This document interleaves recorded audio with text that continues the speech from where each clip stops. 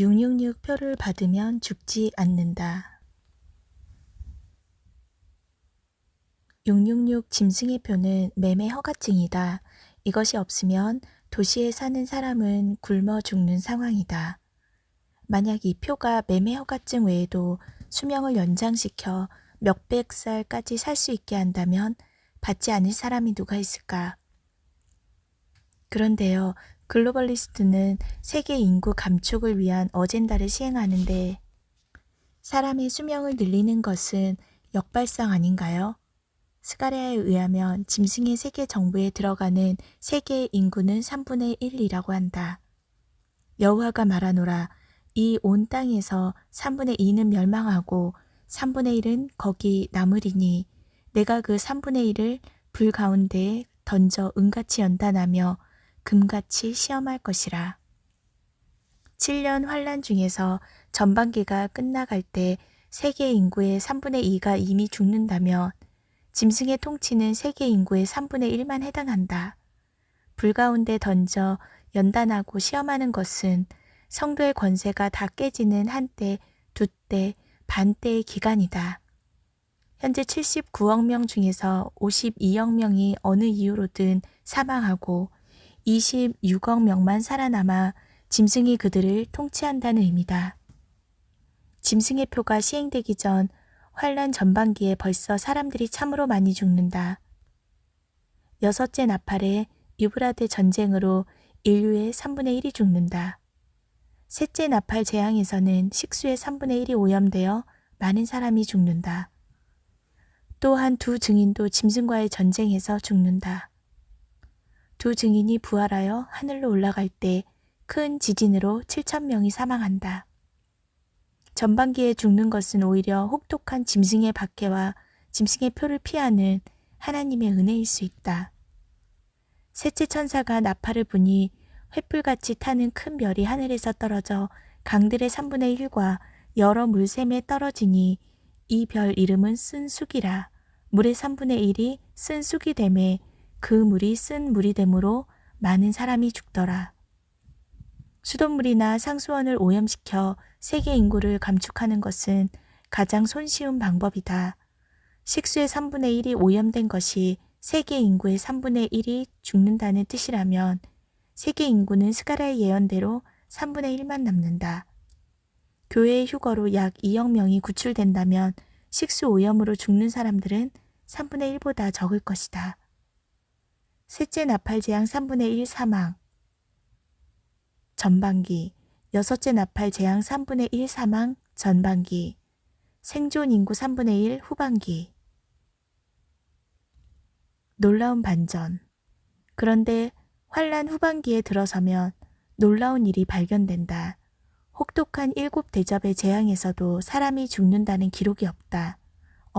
이게 무슨 말이지? 첫째 대접 재앙에서 짐승의 표를 받은 사람들에게 악하고 독한 종기의 부작용이 발생하지만 죽는 사람이 없다. 둘째, 대접 재앙에서 바다 전체가 피같이 변하고 바다의 생물이 모두 죽지만 사람은 죽지 않는다. 셋째 대접 재앙에서 강과 물 근원이 모두 피가 되고 그 피를 마시지만 사람이 죽지 않는다. 넷째 대접 재앙에서 태양이 과열되어 사람들이 크게 태워지지만 죽는다는 기록은 없다.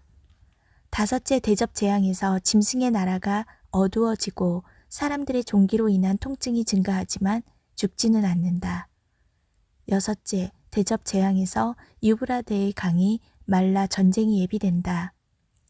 일곱째 대접 재앙에서 역사상 가장 큰 대지진이 발생하고 35kg의 대형 우박이 쏟아져 도시가 파괴되지만 사람이 죽는다는 기록은 없다. 신기한 일이다. 어떻게 사람이 죽는다는 기록이 하나도 없을 수 있을까? 이때 유일하게 죽는 사람들은 짐승의 표를 받지 않은 사람들로 그들은 순교자들이다. 반대로 짐승의 표를 받은 사람들은 죽는다는 기록이 없다. 만약 짐승의 표를 받은 것 때문에 죽지 않는다면 그 이유는 무엇일까? 홍수전에 타락한 천사의 유전자와 섞여 태어난 네피림 같은 존재로 변형되기라도 한 것일까? 마침 사탄의 때가 얼마 남지 않았고 사탄과 함께 타락한 천사들이 땅으로 쫓겨 내려온다. 그들의 숫자는 세계 인구보다 더 많을 것이다.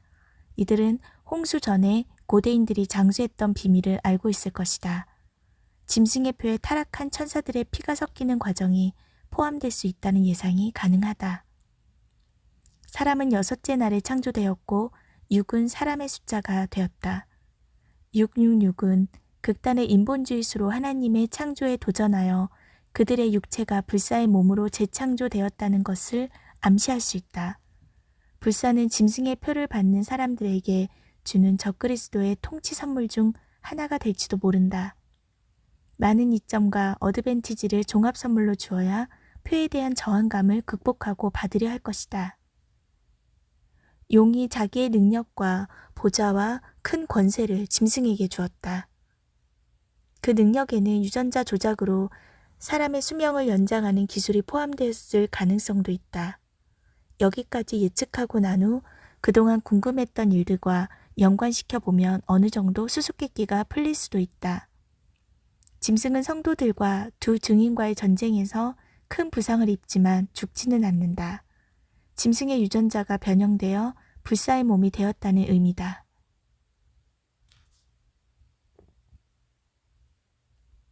짐승의 표를 받은 땅에 포도송이를 거두어 하나님의 진노의 큰 포도주 틀에 던져진다. 그 틀이 밟히니 틀에서 피가 나서 말 굴레에까지 닿았다. 이런 묘사는 참으로 이해하기 힘들다. 만약 이들의 피가 오염되었다면 피가 모두 유출되어 사망하는 것을 예상할 수 있다. 감히 사람들이 신과 전쟁을 할 수 있을까? 아마겟돈 전쟁에서는 짐승의 동맹군이 이스라엘을 공격하려고 몰려든다. 스가랴에 의하면 이스라엘은 이 전쟁에서 패배한다. 이스라엘은 핵무기를 가지고 있지만 어쩐 일인지 핵무기를 사용하지 않았고 모두 포로가 된다. 그때 지상으로 재림하시는 그리스도와 그의 군대가 짐승의 연합군과 전쟁을 시작한다. 짐승의 군대가 불사조의 몸이 되었기에 이 전쟁을 수행할 수 있다는 예상도 해본다. 만약 짐승의 표를 받은 사람들이 죽지 않는다면 이들을 죽일 방법은 무엇인가? 이들은 전쟁이나 악한 종기나 지진으로도 죽지 않는다. 심지어 짐승과 거짓 선지자는 산채로 볼못에 던져진다. 죽지 않고 지옥으로 휴거되는 유일한 두 사람이다. 하지만 짐승의 표를 받은 사람들도 결국 사망한다. 그 나머지는 말탄 자의 입으로부터 나오는 검의 죽음에 모든 새가 그들의 살로 배불리더라. 여기서 말탄 자는 예수 그리스도다. 그리스도의 입에서 나오는 말씀의 검으로만 이들을 죽일 수 있다.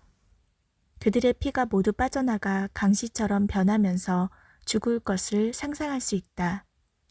죽지 않으려고 받은 짐승의 표는 오히려 그들의 수명을 3년 6개월로 단축시켰다.